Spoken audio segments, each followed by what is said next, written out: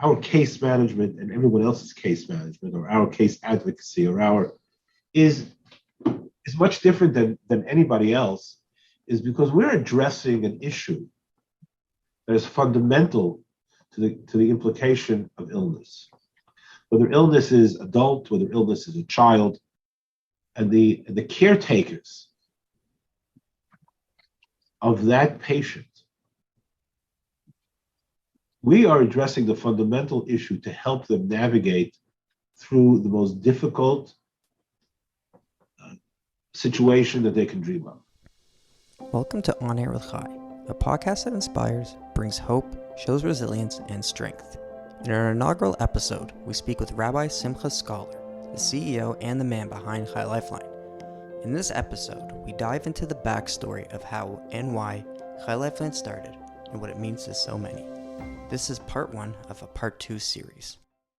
Hi everyone, and welcome to our very first episode of On Air with Chai. I'm one of your hosts, Brian Strasberg. I'm joined by your other host, Chai Lifeline Canada's Executive Director, Morty Rothman. And as our first episode, we wanted our first guest to be someone special, someone that has done remarkable things, someone that has an incredible story behind them, someone that means the world to those that know him. There really is only one obvious answer for who this inaugural guest should be. So ladies and gentlemen, allow me to introduce you to the man behind Chai Lifeline, the CEO, Rabbi Simcha Scholar. Thank you very much. It's actually a great privilege to be your first guest. And hopefully there'll be many important guests that will follow, and it's going to be a tremendous success, and wishing you all well. But I'd like to correct you, Brian. I have not led Chai Lifeline. I walk beside Chai Lifeline. Leading is when you're ahead of people, and you lead them. Walking beside them means you give them strength, you hold their hands while they go through difficult challenges. And the privilege that I've had over the past 35 years is to walk beside some of the most incredible individuals in the world that are dealing with some of life's most difficult situations and curveballs. And I've had the privilege of walking beside them and to wherever the destination will be. Sometimes the destinations are great, and sometimes they're very sad. It's remarkable. And for those of you that don't know me, I'm Morty Rothman. If you're just hearing this on voice, but Rabbi, I applaud your humility. But to put it into context, it's arguably one of the largest chesed organization in the history of the Jewish people. And the vision behind the creation of that was all you to lead an organization that has started from nothing and been and come into thousands of people's lives every single day. It's truly remarkable. And I know you say you walk beside people, but in my mind, there are a few leaders in the history of the Jewish people who have been able to put together such a strong group of people helping everyone else and helping the community and doing what they do. And I think it's a remarkable view of your vision to be able to see this every single day. And where I want to go with this podcast is to understand, how did we get here? What's the origin of Rabbi Scholar? Where do you come from? What's your story? And then how did you come to Chai Lifeline? How did all of this come about?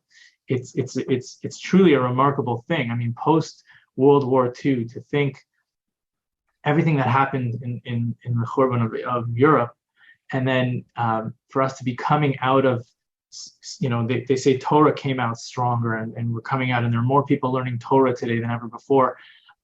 Perhaps the same argument could be made. There's more chesed being done from Jewish people to Jewish people, than in the history of Klal Yisrael, quite possibly. And you certainly have a massive hand in creating that environment and in doing that. So I want to start with a very simple question, which is, who is Rabbi Simcha Scholar? Where do you come from? What's your origin story? Rabbi Simcha Scholar is a man that had the privilege of learning in one of the greatest yeshivas in the world, Mir Yeshiva, actually in New York and in Yerushalayim, primarily in New York. Years ago, it wasn't so common that everyone would spend many years in Eretz Yisrael, as it is today.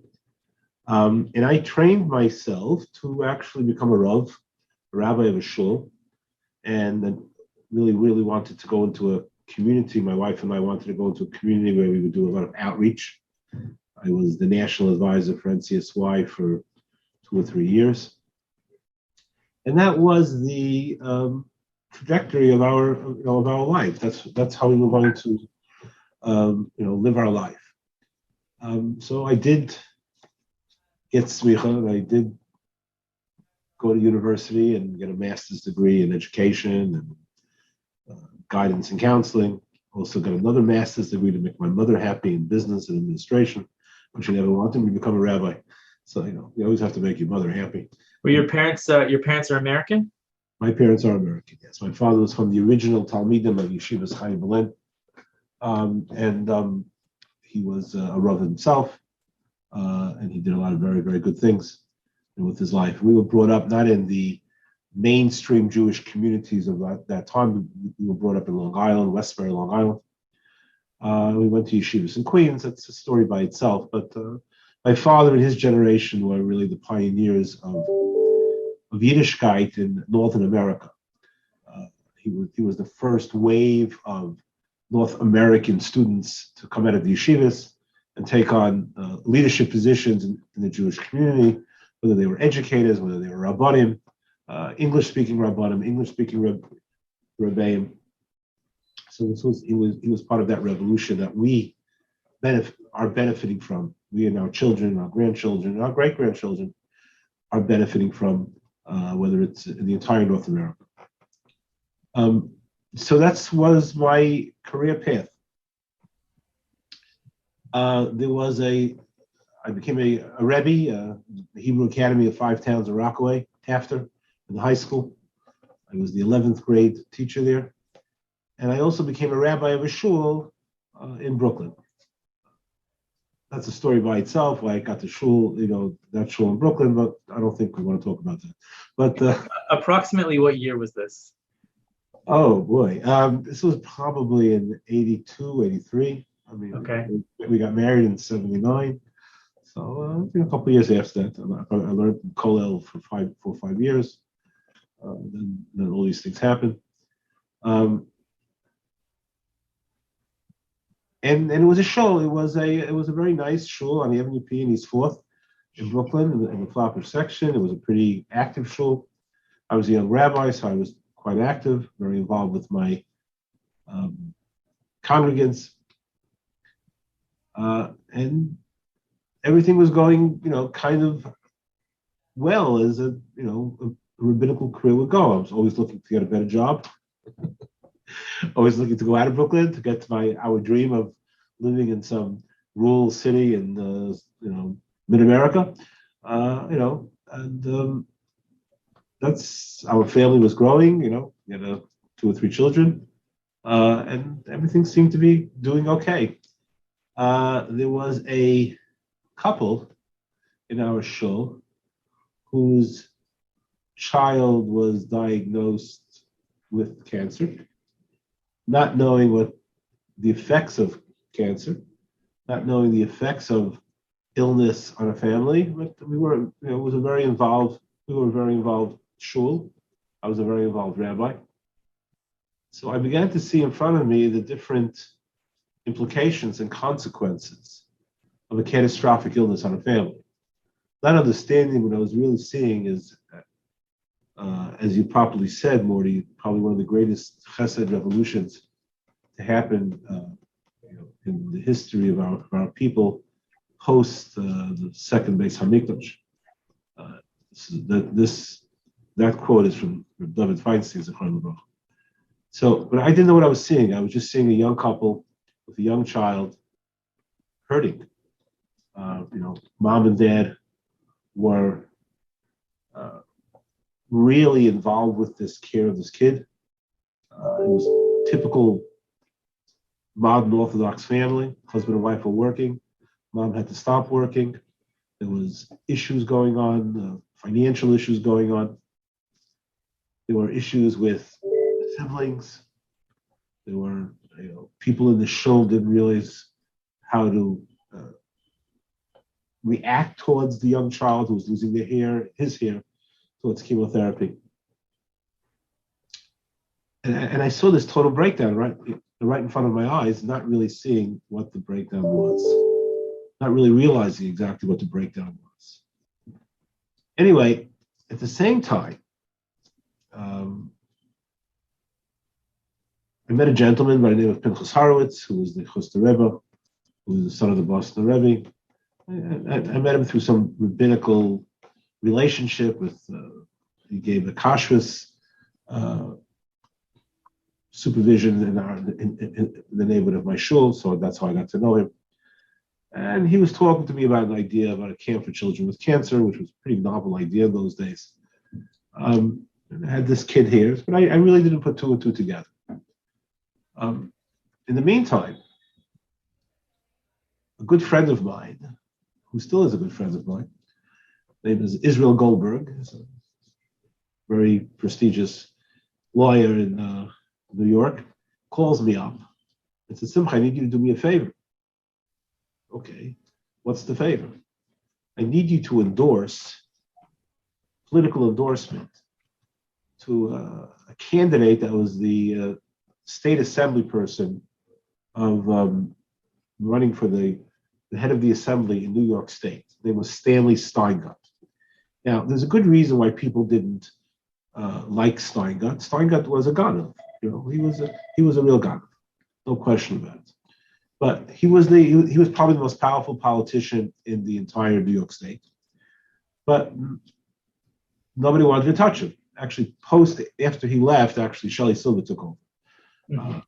So anyway, I said, Izzy, I really can't endorse anybody. I'm a rabbi of a shul. And besides the fact, half the shul likes me, half the shul doesn't like me. So if I'm going to endorse somebody, I'm dead. Someone's going to win, and the person that wins, the other half is not going to like me. And my contract is coming up. Like this was election day in New York was November. Just like my contract was coming up in December, right? So I said, this really is not going to make sense. Anyway, he puts huge amount of pressure on me, and I endorse Stanley Steingut. Okay, election day is always a Tuesday in New York. Maybe in the entire America it's like that. Also, I don't know how it is in Canada, but in the USA it's on a Tuesday. Okay, Friday night. We're talking about many years ago. We're talking about pre-emails and podcasts, etc. Friday night, I was sitting on my couch after the Seudah, and I was leafing through the Jewish press. The Jewish press was at that time the most popular Anglo-Jewish newspaper, right? I'm leafing through it, like everyone does on their couch Friday night, not reading because you're falling asleep. So I'm leafing through this, and all of a sudden I see two ads, one full-page ad and one quarter-of-a-page ad. The full-page ad was every rabbi in Flatbush endorsing the other guy, not my guy, Stanley Steingut. Every single rabbi. Right next to it was a quarter-page ad. There were four rabbis endorsing Stanley Steingut, myself, and three other guys who I did not know. Hey. So I closed the newspaper. I called over my wife and said, Michelle, look, the fact of the matter is that we're going to have to move soon. You might get to rule America a little faster. We're gonna move. It's over. Anyway, I walk into shul. It wasn't exactly that comfortable. Anyway, hashgacha pratius, divine intervention happens. Tuesday, my guy wins. My guy wins. Wow. I mean, you say hashgacha pratis, but to me, it sounds like there's a lot of hashgacha pratis throughout this whole thing. Like this is literally this is very like almost Purim story level. Like, it doesn't end. Okay, he wins. Okay, so we make a l'chaim. He wins. Wednesday afternoon, I get a phone call from Stanley Stargard. He says, Rabbi, please come over to my office. I want to thank you. Okay. Thursday, I was teaching in the morning. In the afternoon, I drove to his office. I'll never forget where his office was. His office was on Coney Island Avenue, right next to the Talmud Torah of Flatbush. I go to his office, go up the stairs. Now he's sitting on this big mahogany desk, smoking this big cigar. It was like right out of the movies, right? I walk in. Says, Rabbi, sit down. I'm not like these other guys. I always pay back my debts. Always thank people. Okay. Tell me, Rabbi, I want to thank you for endorsing me. What can I do for you? This is the truth. I pull out 2 speeding tickets and I put it on his table. I said, maybe you could work this out for me. It's not good for my license. He looks at me like I'm out of my mind. All right. And he says to me, Rabbi, let me do something for you. I'm going to send you a check. And this is probably the reason why he went to jail. But I'm going to send you a check from the Department of Health of New York State for $25,000. Do something good for children. wow. Within a week, he sends a check of $25,000, which was a nice amount of money. A lot more money now. To my shul. And we had the $25,000 in the bank. Now, we had this idea of a camp for children with cancer. I had a kid in my shul. We got a hold of Ronnie Greenwald from Camp Sternberg. And that's how the whole thing started. And then from there, we got together, we cobbled together 8 kids. And then from there, we began to realize all the other needs of the kids, because after the summer, we had a few dollars left over. And then that's how Chai Lifeline began, one by one. So from 8 children, we're talking about today, there's over 6,000 families. Who knows how many thousands and thousands of people are being helped by Chai Lifeline on a daily basis. And one of the greatest things that Chai Lifeline has accomplished is that everyone is equal. Every Jew is equal, no matter if you have payas or you have a ponytail. We don't look at where you daven or if you daven. We don't look at who you are. We look at what you need. And that was our mission. That was the mission that was assigned to me by some of the greatest Rabbanim in the world, Shlomo Zalman Auerbach and others. That's the mission of Ahavas Yisrael. And that's why we have today probably one of the most, as you said very well, one of the most effective community-based chesed organizations in the world, if not the most effective, that has the strength to do great things and has the humility just to make sure that it's done. So you mentioned that you started with 8 kids. And was that a summer camp experience that you? It was a 1-week summer camp experience at Camp Sternberg? At Camp Sternberg, right? At the end of the summer, after the camp ended, after Sternberg ended, so Ronnie Olav Shalom, who was one of the great people, he was really a great man, gave us a week or 10 days. I don't remember the exact amount. And there were 8 kids. I think 3 kids came from Israel, 3 kids from New York, 2 kids from Baltimore. I'm not exactly sure, about the makeup. That's how it began. And from there, it just grew into what it is today. Not just kids with cancer, but kids with all types of illnesses, not just the child, but the entire family, not just illness per se, but post-illness, crisis intervention. So So we still look at it like like a small little place. It's just it's a Chai Lifeline's strength is that we believe in the individual. Just happens to be we have thousands of individuals. So you went from, I met you in 2006 is when I initially came onto Chai Lifeline. And by that point already, Chai Lifeline was a well-oiled, large machine with all kinds of innovative programs and things happening. You say you start with 8 kids. Were you hands-on involved with those kids? I was involved. I did everything initially. First of all, you have to realize I was still a rabbi of a shul, and I was still teaching. I had to make a living. Okay. So this was a triple side hustle. I don't know. That's what the kids call it today, a side hustle. Okay, could be. Years ago, they called the hustle something else. I don't think you want to get involved in that. But yeah, and but we actually analyzed this we analyzed this from the ground up. In other words, we really got into the families and we saw what they needed, and that's what we developed. And I think one of the greatest strengths of Chai Lifeline, and I believe it should be the strength of every organization, is the ability to be fluid and change. This is not how it is, and therefore this is how it has to stay. It constantly needs to evolve and change according to the needs.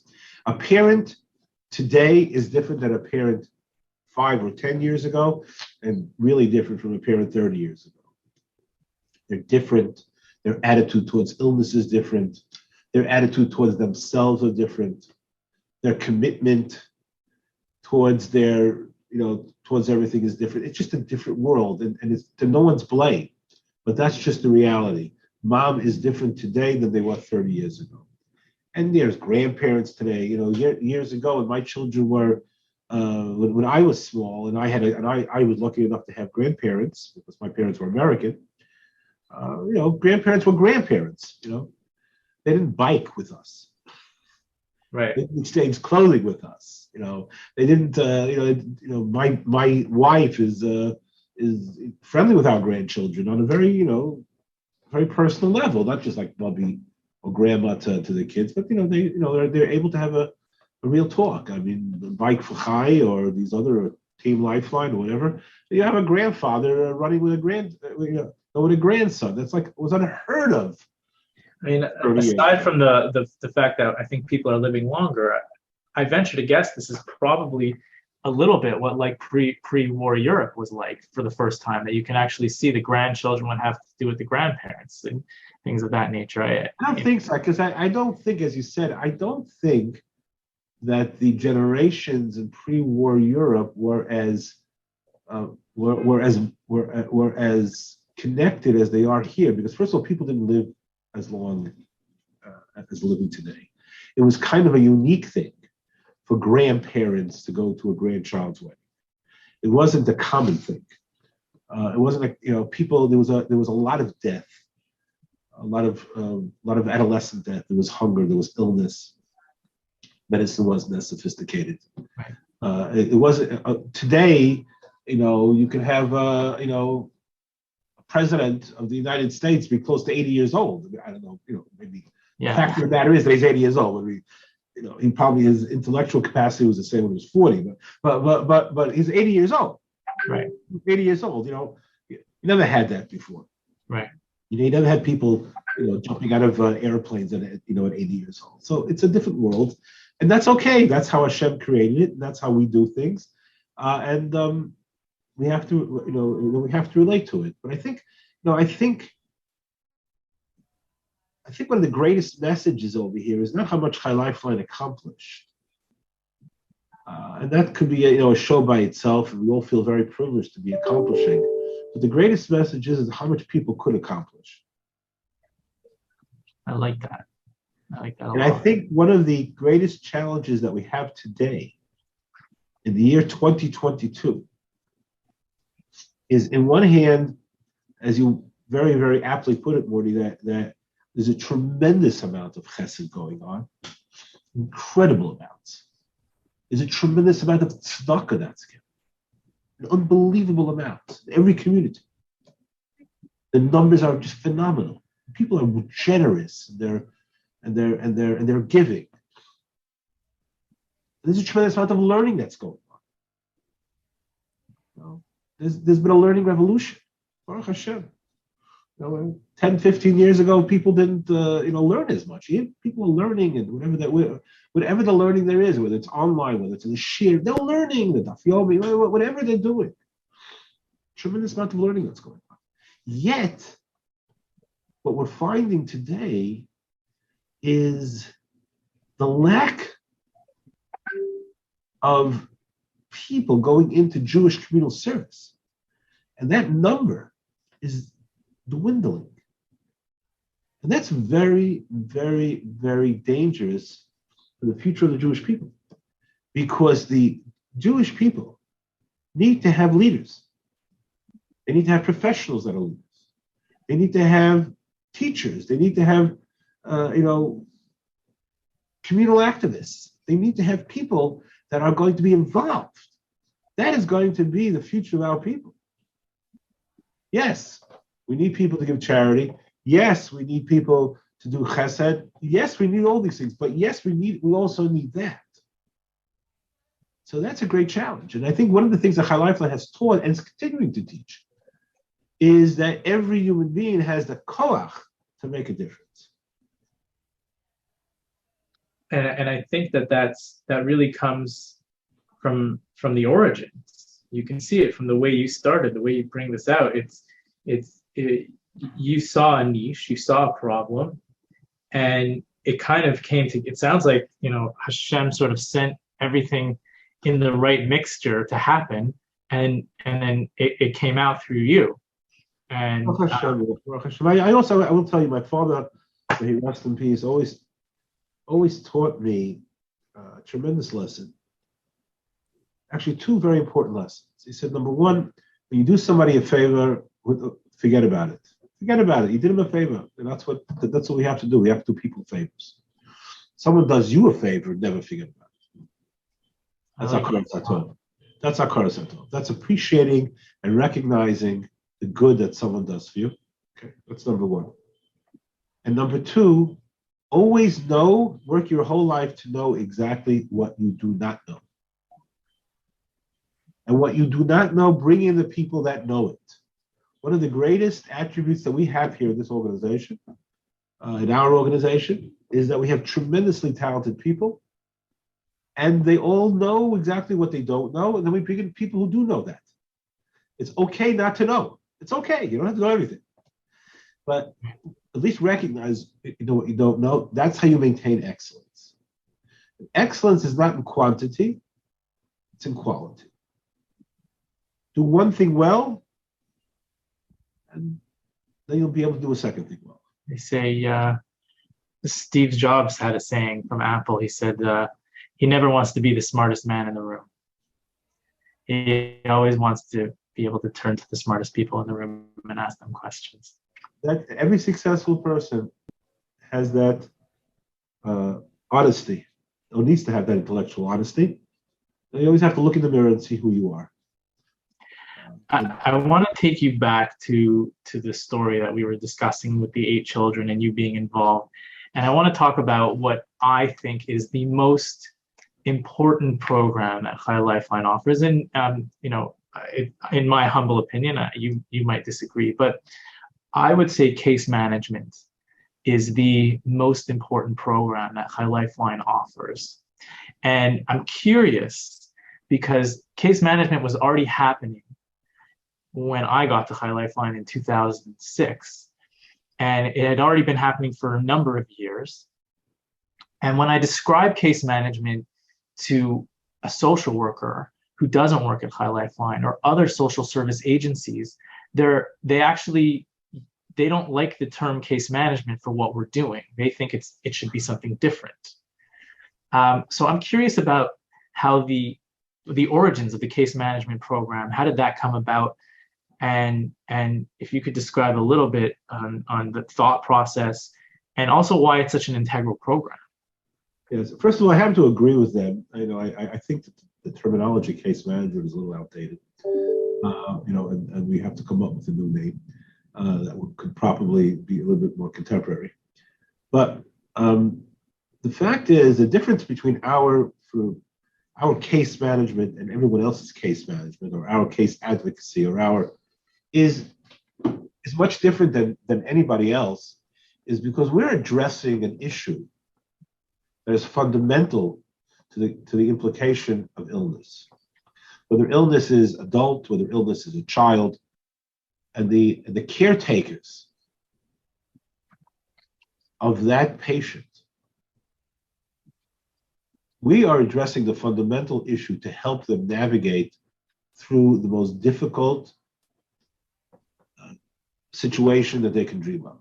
And that is isolation. And that is loneliness. When someone is dealt with the news that their child has just been diagnosed with a catastrophic illness, it's kind of the greatest shocker in the world. You don't wake up one morning and have, okay, now we're going to get diagnosed. It's a little bit of a process, Mommy, I'm very tired. Mommy, my foot is dragging.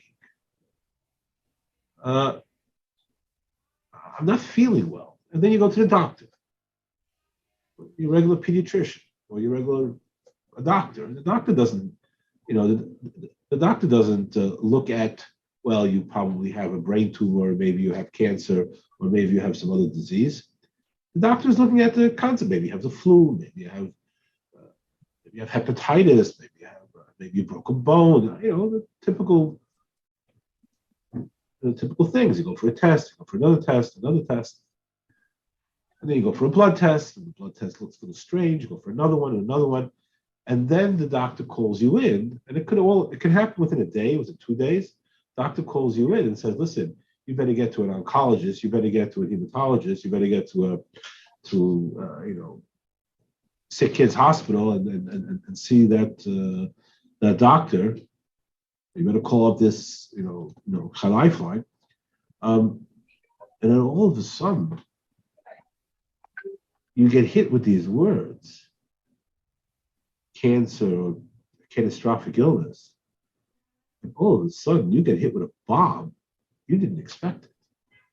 And you don't know where to turn. And you feel totally different. And then the whole roller coaster begins to happen. And then you get hooked up with a doctor, and the doctor, checks your kid into the hospital, and they start treatment, et cetera, et cetera, et cetera. And everyone is like in a total upheaval. You don't know where to turn. How do I deal with the hospital? How do I deal with my friends? How do I deal with the other kids in the family? How do I deal with my own parents, the grandparents? How do I deal with members of the shul? How do I deal with my neighbors? Who's going to take care of? I never took anything in my life. I was the person that cooked the meals for someone who just gave birth. I was the person that drove the kids to school when the kid's father was in the hospital. I was the giver. Now you're telling me I got to be a taker? And then all of a sudden, people around them begin to distance themselves from them, because how do you deal with it? Like, what do you say? So people say the stupidest things and they say the smartest things. Depends who the people are. Some of the most well-meaning people in the world say the most ridiculous, hurtful things, not intentionally. So isolation, I'm all alone. People that are throwing at me terminologies, the doctors, that I never heard of. And you're saying to me, what? There's a chance my child may die? Look, thank God they've made tremendous inroads in cancer care, tremendous inroads. Where 25, 30 years ago, certain diagnoses, you were better off going on the top of a skyscraping building and just jumping, it'd be easier, an easier trip. And today, the success rates are good. But the fact of the matter is, there's still a chance, a significant chance, that your kid's not going to make it. Even if it's a 90% chance that the kid will make it, I don't know how many people are going to cross the street and you have 10% of a chance that that you may die. So isolation. So the case manager is the person that walks into the family and holds their hand and navigates them through all of the different aspects of what's going on, telling them what they need before they can tell it to them, and creating a safety net around the family so they have some type of family stability while they are beginning this trip of trying to heal a child. And the trip is not always smooth sailing. There's ups and there's downs. There are right turns and there are left turns. He has a line. It's isolation. So what our case managers do is they become the manager of the family. And that is much different than any other case manager, because a social worker or a case manager in a hospital has her little or his little field of things, and that's where they plug everything. Our people, they take the family and they build an organization around them. So it's more of a family manager. Family advocate. So family manager. It's a pointer. It's a navigator. It's a friend. It's a brother. It's a sister. How many times do our case managers get invited to family weddings of children who they helped? How many times do they, they're included in every one of their happy occasions? Not just about the client or the patient themselves, but all the other members. How much time is spent by our people speaking to a mom and to a dad, just hearing their anguish and their fear and their difficulties? Probably most of their time. And that's what makes our people different than anybody else out there.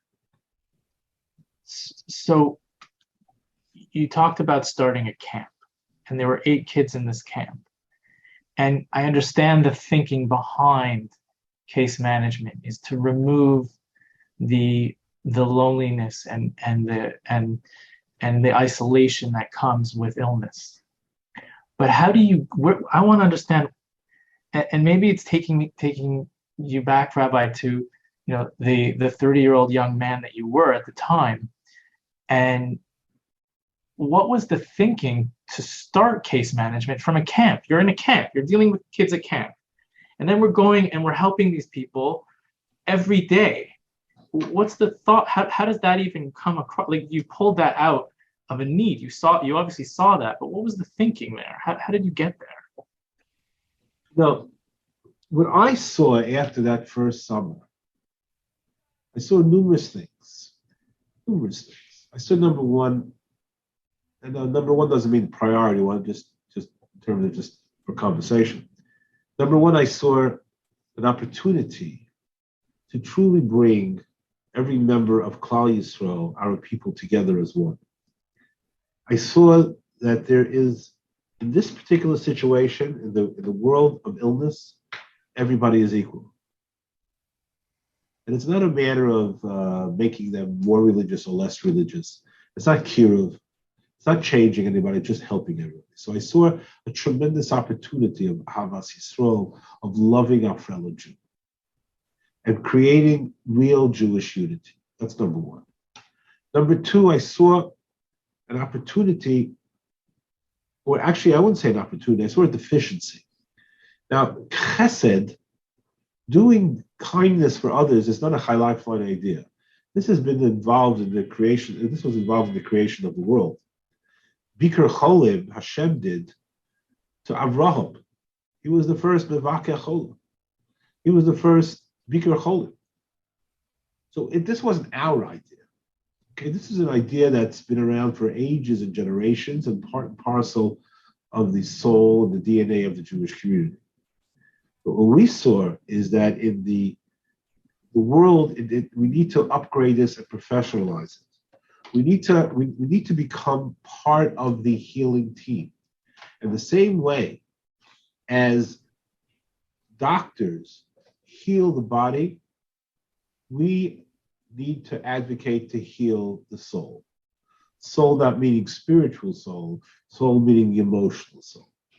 That if a child and a family has a good emotional health, they will have the capability of better fighting the illness. And the truth of the matter is, the person that coined that philosophy was Shlomo HaMelech. King Solomon in Mishlei said, Ruach Ish, the spirit of a person, Yechalkalel Machlehu. He will be able to sustain their illness. So the right attitude doesn't necessarily heal. You need medication for that. So we need, Hashem Yisbarach himself is the Rofei Cholim. But to be able to withstand the trials and tribulations of the healing highway, that takes the right attitude and spirit. We have to keep the family together. So I saw that. I saw unity. And I saw people hurting. And then we started to just do. We started just to do. And we started, we kind of learned on the job, That is something I will say that to this day, and sorry to interrupt you, but that is something that I have seen working in Chai Lifeline for this many years. The people who are very successful in Chai Lifeline are the people who just do. They're the people who get the job done. They don't ask questions. You need something done. They see something done and they just do. And that is something that I will say is imbued in the DNA fabric of the organization. And I'm so happy to be having this conversation because I'm coming to understand where it comes from. And it's a beautiful thing. Yeah, that's what makes us not an agency. That's what makes us a movement. Yes. It's a movement. It's a movement that has changed the attitude and the direction of our community for many other things. Not just in the world that we are involved with, but in everything else, whether it's kids at risk, whether it's other special needs type of situations, or whatever. There are many different needs in our community that doesn't fall under the Chai Lifeline banner. But it's this modern, personal approach that has infused and revolutionized a new energy in our community of dealing with people in need. And thank the Almighty God that we've had a privilege to it. I will tell you, there have been numerous organizations that have started in my office. I know of many of them. So, and I am the happiest guy in the world to help them, even if eventually they whatever. but I'm the happiest guy in the world because we're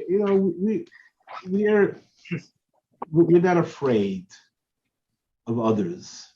We want others to be involved. We're not afraid of competition. That's a ridiculous thing. We're helping Hashem's children. We're helping Hashem's families, and everyone in life has limits. So I think that we've changed that. It's an incredible thing because I see this right now in the youth. Because believe it or not, at the very onset of Camp Simcha, we actually had to recruit staff. We wanted staff, nobody wanted to come. We had to recruit them. We were struggling to get staff. And you don't pay them. You don't pay your staff, which is an incredible thing. Today, the struggle is, how do you interview everybody? There are hundreds and hundreds of young men and women that want to become staff members in Camp Simcha and Camp Simcha Special. Hundreds, literally hundreds. I think this past year we had 873. And there aren't 873 open positions. So from all walks of life, it's beautiful. From all walks of life, from Yeshiva University, whether it's Brandeis University, whether it's Tufts, whether it's Brisk, from all walks of life. literally from all walks of life, and it's beautiful. And their staff members there from all walks of life, and that's great, and that's who we are. We're able to accommodate everybody, both on the staff level and on the client level. We don't play politics. We adhere to very, very strict halachic standards. There's absolutely no compromise with that. But we are able to use creativity to be able to make everyone feel comfortable. And even if it's not everyone, to me, it's the scale. It's taking this concept and these concepts, and then Rabbi, you scaled it to unprecedented levels of community, not just the New York organization, not just the United States organization, not just a North American organization, a worldwide movement. And to scale these concepts and these ideas and these, it's we talk about in the business world, when I come across a very famous or very successful people, they're all they talk about is scale. How do you scale this? How do we scale this concept? How do we scale? I'm so curious, how were you able to scale these ideas to the level that you have, to the movement where people and Rabbanim and everybody you have their admiration on how you were able to create this movement? I think I think our attitude was and is not about creating movements, but helping individuals. It's all about the one person. It's worthwhile for all that we do to make a difference in one person's life. Now, one person is to another person, is to another person. Before you turn around, you have hundreds of thousands of people. But it's about that individual. It's not just about thinking about how this organization can grow in a mega way, but how are we going to fulfill the need of this one person that has this particular issue? What are we going to do to help that person? How are we going to put all the resources together to help that person? And I think that's the mark of who Chai Lifeline is. It's about the individual. Now, sometimes we have to make decisions about the general population. And one of my greatest points of joy is you may have regional directors or case managers or staff members walking into my office. How could you do this to the individual? And they're right, because that's exactly how I want them to feel. But sometimes you have to make a general rule. You have to make a general rule because you're dealing with, unlimited needs and limited, resources sometimes. And there are very, very difficult decisions that have to be made. But it's all about the individual. It's about the individual. It's about helping that individual. What make, the Kloisenberger Rebbe, may he rest in peace, I once spoke to him at the very onset of Chai Lifeline, and I asked him for direction. At that time, the president of Chai Lifeline, Shlomo Maya, is a Kloisenberger Chassid. So he was the one that connected me. He was a man of tremendous wisdom, the Kloisenberger Rebbe. Besides going through the Holocaust and being a tremendous Talmud Chacham, Talmudic scholar, and a great Hasidic leader, he was a person that had a huge sense of creativity and humanity. Look at the Lariano Hospital, look at other things that he created. Really, not typical for a Hasidic Rebbe to build a hospital. So I asked him, what are the parameters? So he told me in Yiddish, but I'll say it to you in English. He said, when you want to help somebody, do what they need. And this is the example he gave me. If they want Coca-Cola, don't give them Pepsi. If you want Coca-Cola, don't give them Pepsi. In other words, this person wants Coca-Cola, even though Pepsi is okay, it's just as good, right? That's all I have. No, that person wants Coca-Cola. That's what that person needs. Not what you have. Go out and get the guy Coca-Cola. Want to do it right? That's what's doing it right. Person wants a corned beef sandwich? Don't give him a salami sandwich. That is and I think that's a tremendous tremendous attribute, Mida Tova, that all of our people, professionals and volunteers have. They tailor make the program to the person.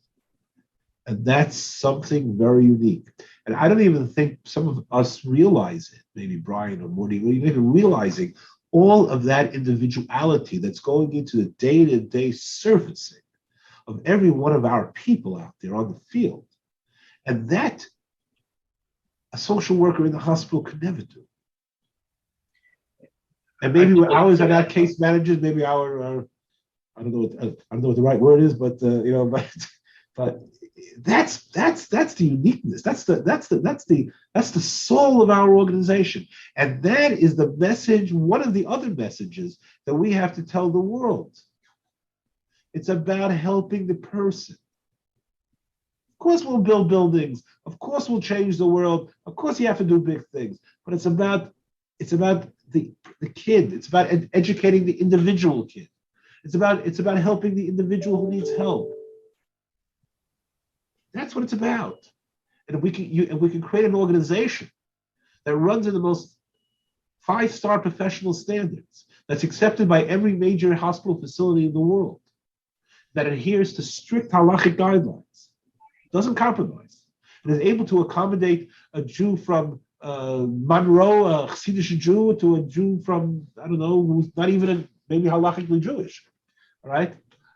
Probably not halachically Jewish. And if we're able to accommodate everybody within that concept, is because we're worried about the individual. And that's the greatest lesson. I think we do it at Chai Lifeline, not only for clients, but for donors and for staff. It's across the board. When you're saying it, it resonates with me.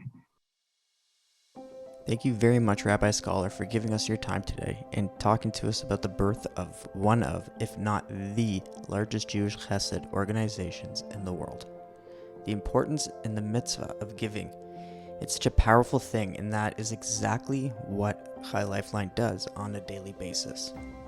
Whether it's the case managers figuring out what the families need before the families even realize it, or getting families tickets to an event, a hockey game, baseball game, football game, concerts, even a much needed, way long overdue vacation. A big brother or sister for the client or for the client's siblings. As a volunteer coordinator myself with Chai Lifeline, I feel the gratitude every time a volunteer signs up to do a delivery for us or a respite visit. The volunteers are so happy to receive the honor of being able to fulfill the mitzvah of giving that they thank us for the opportunity. And it's incredible. So thank you again, Rabbi, and thank you, listeners. Tune in next week for part 2. On Air with Chai is a Chai Lifeline Canada project produced by myself, Brian Strasberg, hosted by myself and the Chai Lifeline Canada Executive Director, Mordechai Rothman. Guests are booked by Orly Davis, and graphic design is done by Candace Elper. On Air with Chai is edited by myself, and the music is provided by Music Unlimited at pixabay.com. To learn more about Chai Lifeline and how you can help us, please visit our website at chailifelinecanada.org.